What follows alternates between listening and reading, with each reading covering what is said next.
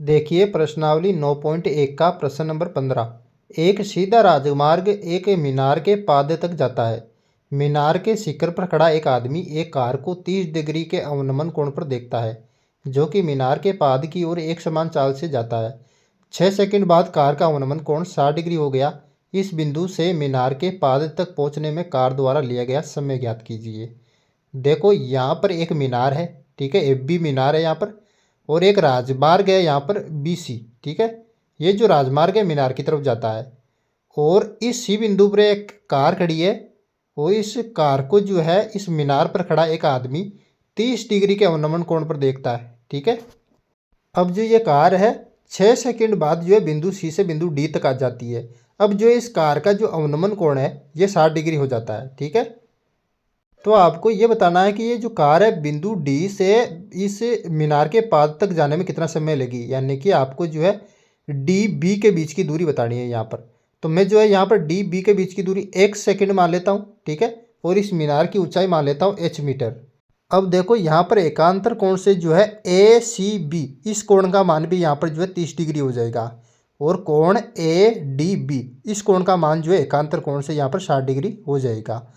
अब देखो आप त्रिभुज ए बी डी में, ठीक है, देखो त्रिभुज ए बी डी में मैं जो है टेन थीटा का सूत्र लूँगा जो होता है लंब बटा आधार।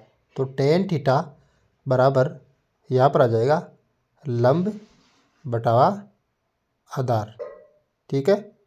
अब जो है मैं टेन की जगह टेन लिखूँगा, और इस त्रिभुज में दे दो थीटा का मान क्या है, थीटा का मान है यहाँ पर 60 डिग्री।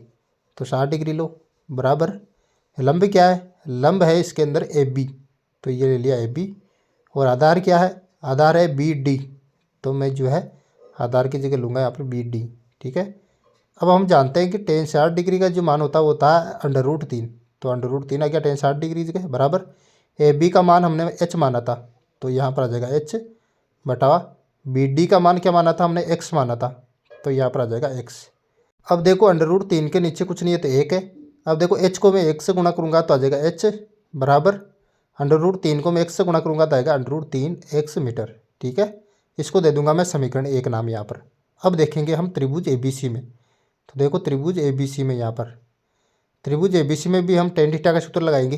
देखो टेन थीटा बराबर होता है यहाँ पर लंब बटा आधार, तो ये लिख दूंगा मैं लंब बटा आधार। अब देखो टेन की जगह उतारो यहाँ पर जो है टेन, तो ये उतार दिया मैंने टेन, और अब की बार इस त्रिभुज में थीटा कौन सा है, इस त्रिभुज में थीटा आया 30 डिग्री, तो ये लगा दिया 30 डिग्री, बराबर लंब की जगह ए बी आएगा, लंब इस त्रिभुज का भी ए बी है, बटावा आधार क्या आपकी बार, आधार है आपकी बार बी सी, तो यहाँ पर आ जाएगा बी सी, ठीक है। अब देखो टेन 30 डिग्री हम जानते हैं मान क्या होता है, टेन 30 डिग्री का मान होता है 1/√3, तो 1/√3 आ गया, बराबर ए बी की जगह आ जाएगा एच यहाँ पर, क्योंकि ए बी का मान एच माना था हमने, बटा बी सी की जगह, बी सी का मान देखो यहाँ पर 6 को और एक्स को मैं जोड़ दूंगा तो 6 + x आ जाएगा यहाँ पर बी सी का मान, ठीक है। तो 6 + x आ गया। अब यहाँ पर मैं वज्र गुणा कर दूंगा, देखो √3 को h से गुणा करूंगा तो √3h आ जाएगा, बराबर का चिन्ह, और 6 + x को 1 से गुणा करूंगा तो 6 + x का 6 + x आ जाएगा यहाँ पर, ठीक है, 6 + x आ गया।